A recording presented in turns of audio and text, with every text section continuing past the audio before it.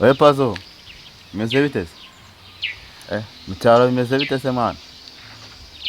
Sha namwe mwa mwaragiye mugakwama kabisa nta no kugira afite umuhungu wacu ko tumuravuye tumutabona akantu. Sani make. Nawe nizeraga koko? Nose ni make ikibazo gihari ni iki? Nawe nizeraga koko fpr nawe ufite telefone? Oya telefone ni umuntu warukanije gato. Sikari wakabaye ubera abandi cyitegereje. Nandi kuvugisha mu rugo nyine ndeye ko nabaka ibiceri hano. No umuntu wayimye. Ntabwo byihanganye. Oya mbase. Wayimirize. Akosa ni matu ufite ikibazo. Urahita utaha udakoze ikizamini. Nahase gute nakoze iki? None sura udafite telefone. Cyangwa uzi ko ibyawe byose mba nabimenye. Subiza ko bitemba. Ako animati bose nk'umuntu w'umuyobozi tuba twemera twizera mu kigo. Abantu bamazeho ndakanda ku mwana animati.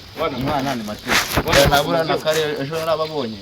Tajyango nubwo ni kandi narakubwiye ngo ari hari irunguruka. Narabarebaga animati ariko se bajimenya kuri umuntu w'umuyobozi ukitwara neza ubana nk'abariya. None ubwiwe n'iki byo twaganira? Kana narabumvaga rero. Niyo mpamvu nawe ugize ingangare ufite telefone. Yani matereka mu bwiza uri.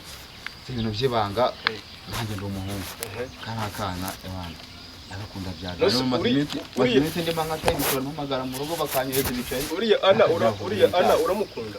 Yani mate rwose ndamukunda mutse. Nuvuga ngo waraturungu. Nubwo nawe ahubwo mbambona ebana afashaka umuntu ufite ibicaye bya. Buriya nawe utabona muvugana kuriya nta kintu rwose.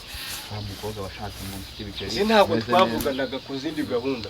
Urumva nagiye nsanga yambaye ibintu by'ubupantaro urumva ubusatsi yabukaraze nabonye yari yabukaraze nicyo twaganira nakumvisha kumwigisha ngo ufite twara twiza nakurebaga inzara kandi nshaka kazica ndashaka kazica vuba ufite twara twiza ni ahubwo nawe ni muzana ibiryo ibiki n'iki ibintu byose nabyumvaga reka wararunguruka bivuze ngo wararunguruka naza kukwigaho oyanjye nari nciyeho n'ubundi mpita mbumva ndavuga ati numve byari none niwe nangiye twese tumaze guhanaga no ko musanga hariya abanyeshuri bakona ufite telefone biragenda gute nta muntu uzayibona nongera kwifata ntabwo bizongera ayitwara kandi nyitwa ntabwo uzayibona tutashye ntabwo bizongera sibyo genda ujya mu ishuri